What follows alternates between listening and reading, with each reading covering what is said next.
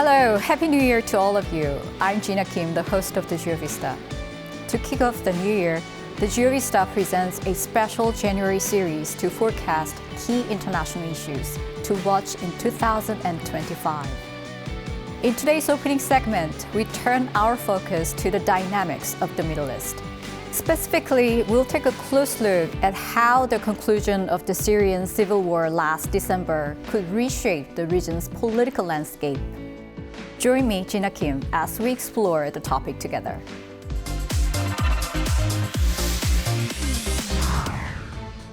الله أكبر اقتحام قبر المقبور المجرم الطاغوت الدكتاتور حافظ الأسد لعنه الله. On December 8th of last year, Syrian rebels declared the collapse of the al-Assad regime, ending a 53-year reign of iron-fisted rule. President Bashar al-Assad and his family fled to Russia, and the news of the dictator's ousting was met with cheers from citizens. للأحياء نحن مع كل الطوائف جميعا بدنا سوريا حرة بدنا مستقبل حلو بدنا نرجع نبني شبابنا نرجع نبني بلدنا من أول وجديد. But the joy was short-lived, as Syria's complex internal and external conflicts continue to persist. With their common enemy, the government forces, gone, the rebel factions, divided into various groups, are now prioritizing their own interests. Meanwhile, foreign powers that intervened in the Syrian Civil War are vying for influence. How did Syria end up in such a tangled situation? To understand, we need to start with the story of the al-Assad family. Since gaining independence in 1946, Syria has struggled to achieve lasting political or economic stability. It endured a series of coups, plunging the nation into chaos. In 1971, a leader emerged who would hold power for an unprecedented 30 years. Hafez al-Assad, the father of Bashar al-Assad. Hafez al-Assad seized power through a coup and established an authoritarian regime. The al-Assad family, part of the Alawite sect, a Shia offshoot, brutally suppressed any opposition, especially from the Sunni Muslim majority, which made up about 70% of Syria's population. Hafez maintained his iron grip on the country until his death from a heart attack in 2000. He was succeeded by his second son, Bashar al-Assad, a former ophthalmologist. Bashar al-Assad initially displayed a relatively moderate and reformist stance in contrast to his father. In his early years in power, he pursued limited efforts toward political liberalization, economic openness, and modernization. However, these reforms largely benefited a corrupt elite, leaving the majority of Syrians facing increased economic inequality. While President Assad attempted to implement controlled, incremental changes, his policies faltered. As his policies failed and nationwide resistance and chaos erupted, he ultimately resorted to repression and oppression, following in his father's footsteps. In 2011, a major incident shook Syria. The Arab Spring, which began in Tunisia in late 2010, spread across the Middle East, sparking anti-government protests. Inspired by these movements, a group of Syrian boys scribbled graffiti criticizing the Assad regime. What could have ended as a minor graffiti incident escalated when the police arrested and tortured the youths involved. The situation worsened when one of the boys died, sparking outrage and driving angry citizens into the streets.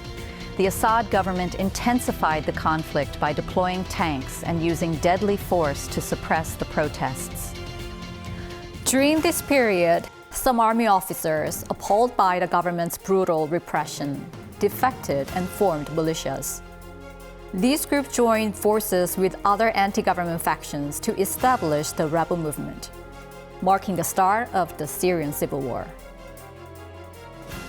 However, the conflict quickly grew beyond a simple battle between the government and the rebels. Both sides received support from foreign powers, transforming the war into a de facto international proxy war. The Assad regime received support from key allies, including Russia and Iran. Russia had invested heavily in building a naval base in Syria since the 1970s. This was part of its strategy to secure a warm water port and maintain access to the Mediterranean, making its relationship with the Assad regime essential for its interests. Iran, as a Shiite majority nation, shared religious ties with the Assad regime and used Syria as a conduit for supporting Hezbollah in Lebanon. Conversely, the Syrian rebels were supported by countries including the United States, Turkey, and Saudi Arabia. However, each of these nations backed different rebel factions based on their own interest, further complicating the situation. Amid this chaos, an extremist group, ISIS, Islamic State, capitalized on the security vacuum in Syria and Iraq to expand its influence. ISIS gained power through brutal tactics.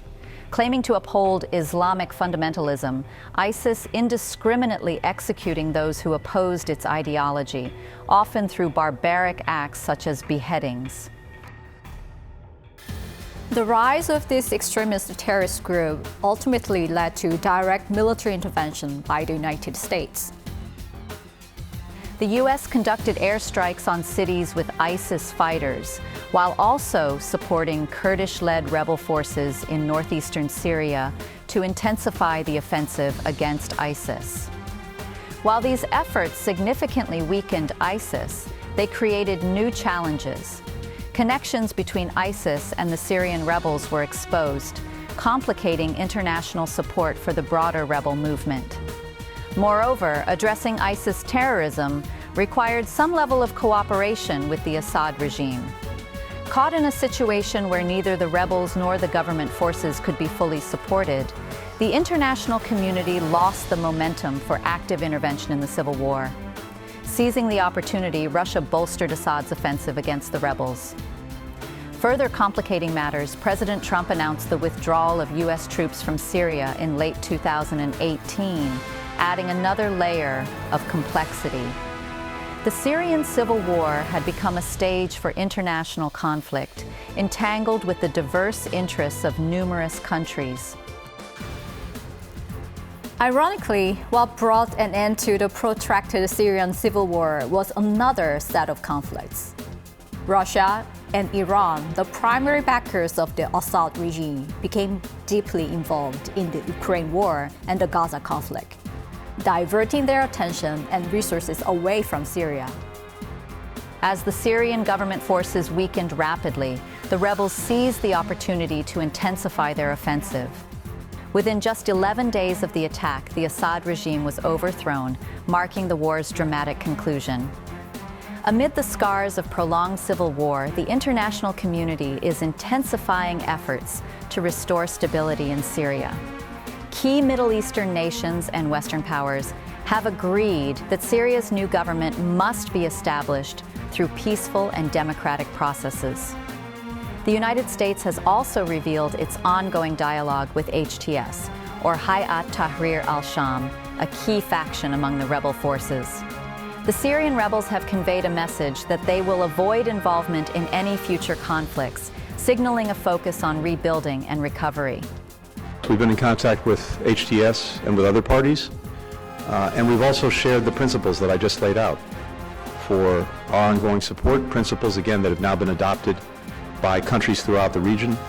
تخوفات عندهم إن شاء الله البلد رح تنبني خوف كان موجود النظام اليوم زاد البلد راح تنبني إن شاء الله وراح الاستقرار الطويل تعبت سوريا بالحرب فهي مو جاهزة أبدا بعد الفترة. The involvement of external powers, including the United States, Russia, Iran, and Turkey, remains a source of instability in Syria. Internally, there is a pressing need to guard against the rise of new extremist groups. After enduring 53 years of authoritarian rule and 13 years of civil war, can Syria finally move beyond its long period of turmoil to embrace a true spring of peace and renewal?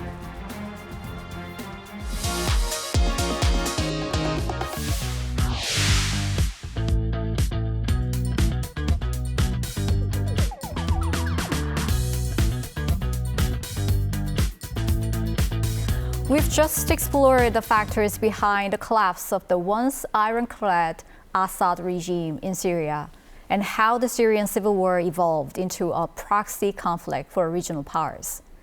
Now, let's delve into how the dynamics of the Middle East surrounding Syria might reshape in the aftermath. We are joined by one of South Korea's leading experts on Middle East, Professor Sung-in Kwang from the Euromena Research Institute at Seogang University. Welcome, Professor Sung. Thank you for having me.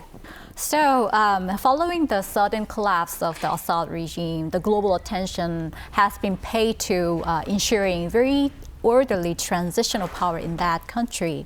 So my first question should be, how do you assess the current situation in Syria? Do you think it has entered a peaceful transition period? I really hope so. I think so far so good, but I have two opposite news. One is good, and the other is bad. Which one do you want first? Good news first, please. Good news. I think good news, I can say the leader of the HTS, Hayat al-Tahrir al-Sham, the main group of the current interim government in Syria. The leader, his name is Ahmad Shara. He tried to send a positive message to the world. So his government is not an extremist government. Also, he tried to show that he can manage his situation on the ground and he can secure or restore the law and order in Syria. I think this is good news. But the bad news is 2 weeks ago, the minority, 10 or 15% of Syrian populations are Alawite, small sect of the Shia Islam. So Alawite protested against the current government because of the Sunni extremists broke into their mosques and stopped their praying. So this is, I think, indicated that Syrian society is so fragile to fall apart. I think it depends on how the leader, Ahmad Shara, can manage his situation on the ground, and he will make any authentic change in the Syrian society. So Syrian future depends on his ability on this. Like you said, it seems that there are mounting challenges ahead of the Syrian people. But at the same time, the rebel forces are trying to establish a cabinet, sending the messages of solidarity to other ethnic groups. So who are the rebel forces? Do you think they can establish a peaceful transition in that way? The revolution groups are not monolithic, as you know. They are composed of the various groups. Ideologically, these groups are from extreme Sunni jihadists to secular militias, ideologically. And ethnically, they are Sunnis and Arabs, as you know, the Alawite and Druze. There are lots of minorities in Syrian society. The rebel groups try to show they are not extremists like Al-Qaeda or ISIS. They try to show or send positive messages. But I think the most important thing is not sending the message. I think the most important thing is what they really can do on the ground, and what they really can change in the Syrian society. It is too early to predict Sunni Islamist regime really can make any change in Syrian society. So we need a patience and wait and see. Yes, certainly the domestic challenges is one thing to overcome, but also there are external factors that they have to deal with. That's another issue, right? So especially Iran, which has been a critical ally for the Assad regime, is facing lots of challenges because of the fall of Assad regime. It's been reported that Iran has lost almost $50 billion because of that change. So I'm wondering, why did Iran spend so much money for the support of the Assad regime so far? Let me introduce first Iran's security strategy. Iran's security strategy composed of 3 elements. The first element is a frontier strategy. It means Iran tried to build the proxies in the region, in the Middle East. Proxy, non-state organization or proxy state. So Syria was one of the proxy states Iran tried to build in the region. So the fall of Syria is very important and is really damage to the Iranian security strategy. That's why Iranians are very concerning about the situation in Syria. The second security strategy of Iran is development of nuclear bombing. So we are not sure they really try to develop a nuclear bomb, but they always say we don't want to make a bomb, but they have all the options on the table. As you know, the Syria now is a threshold state. So this is a second. So the fall of Syria is very important, not only for Iran, the whole country in the region. Especially Iran tried to transfer the weapons and budget through Syria to Hezbollah in Lebanon. So now it's really difficult for Iran to transfer all the budgets, all the weapons, all the arms to Lebanon. So Iran is really in crisis now. So specifically, what kind of steps that Iran can do to re-strengthening the axis of resistance in that region? Of course, as you know, Iran did not give up Syria and Hezbollah yet. Iran tried to build a new relationship, tried to establish a new relationship with the HTS, the current government in Syria. I don't know if they will succeed or not, but they try to. The second way they can do is they try to sending or transporting arms and budget by airplane or by a ship. So that's their option now try to do. So we will wait and see if they will succeed or not. Besides Iran, there is also Russia, which has been a critical ally for the Assad regime. So after the fall of the Syrian government, probably Russia is calculating its strategic move. What kind of next step do you think that Russia may think about? Yeah, it's like Iran. Russia also lost a lot of things. As you know, Russia has a very important port in the Mediterranean Sea. As you know, the Tartus port is very important for Russia to navigate the Middle East, also in the Northern Africa. Also, Russia had a Khmeini military airport in Syria. So they lost a very important strategic stronghold in the Syria. So they try to talk with HTS, or they try to talk with Erdogan, the Turkey, because Turkey, the president of Erdogan, really helped the HTS to launch the attacks in Syria. So they try to talk with Turkey, or they try to talk with the Trump government. So in this way, they can maybe restore their interest in Syria. Yeah, you just mentioned Turkey.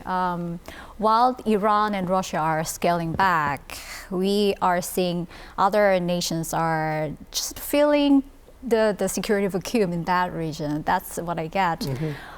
Israel is actually increasing offensive in Golan Heights, and Turkey is increasing its offensive against the Turkish forces.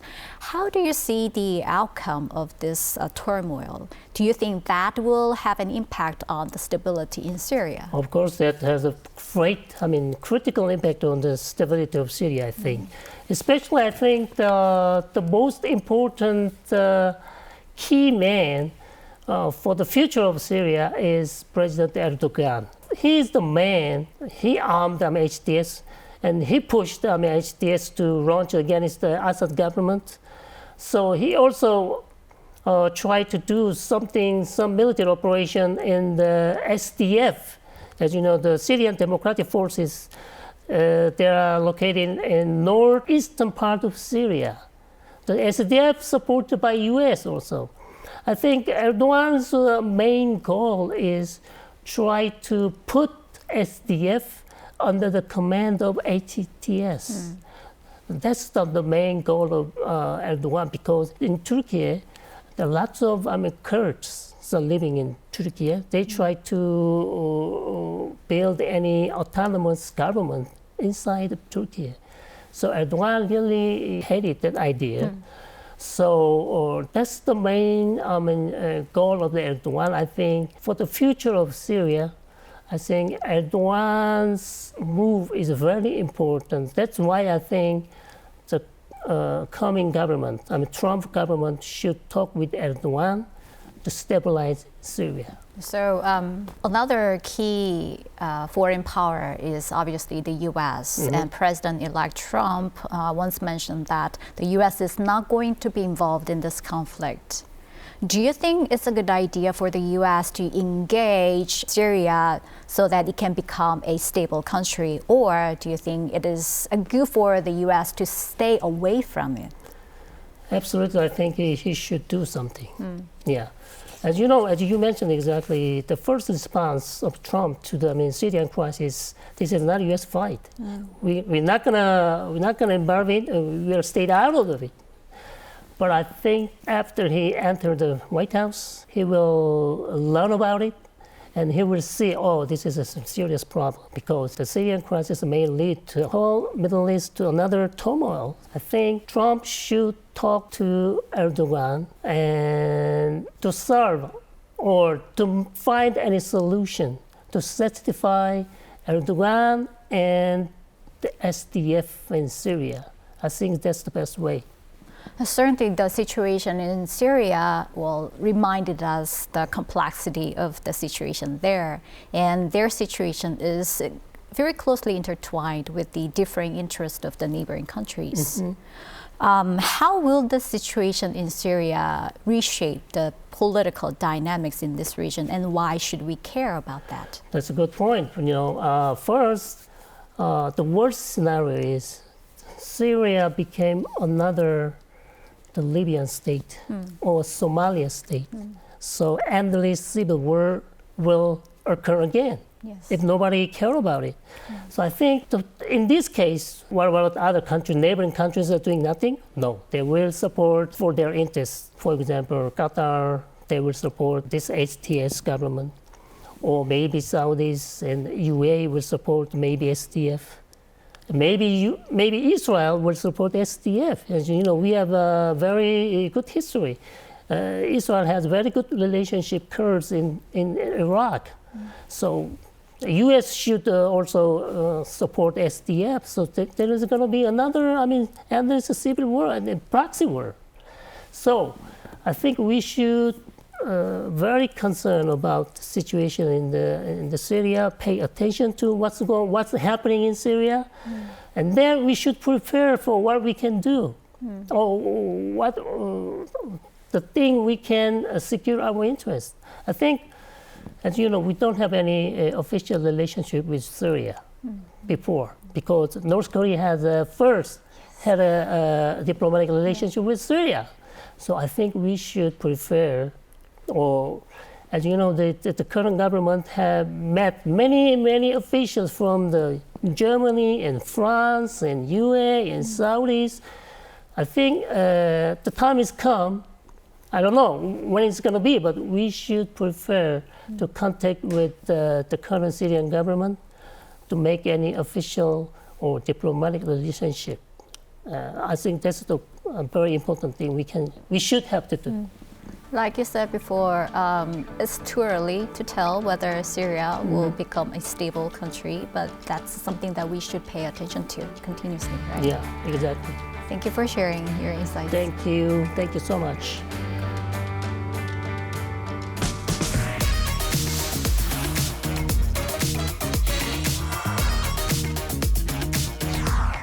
Finally, let's take a look at moments of global conflict and peace through photos with me. Jimmy Carter, the 39th President of the United States, and often regarded as the greatest former president, passed away on December 29th. He was instrumental in brokering the 1978 Camp David Accords between Israel and Egypt, for which he later received the Nobel Peace Prize. During the 13-day negotiations, President Carter successfully persuaded Egypt to become the first Arab nation to officially recognize Israel, while Israel agreed to withdraw from the Sinai Peninsula, which it had occupied during the Six-Day War of 1967. This landmark agreement is credited with significantly reducing the likelihood of future conflicts between Arab states and Israel, marking a major step toward regional stability.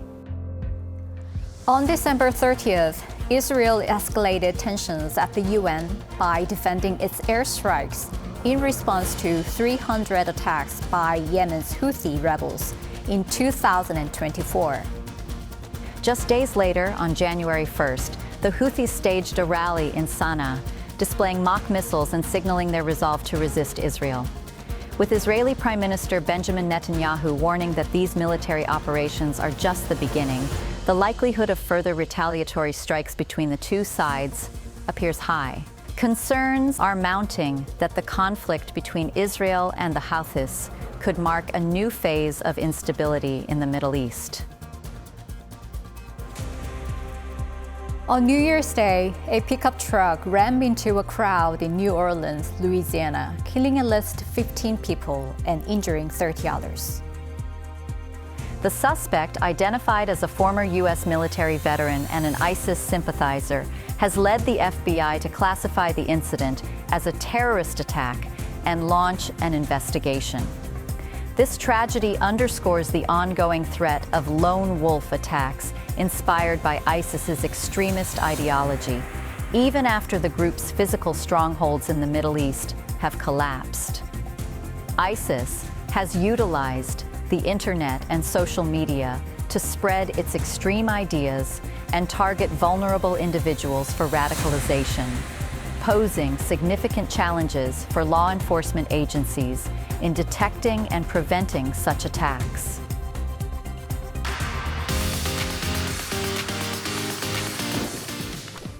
We've just explored one of the key international issues to watch this year, the dynamics of the Middle East. I hope today's segment provided you with fresh perspectives and a deeper understanding. We'll be back next week with more insightful analysis. This was the GeoVista, and I'm Jina Kim. Thank you.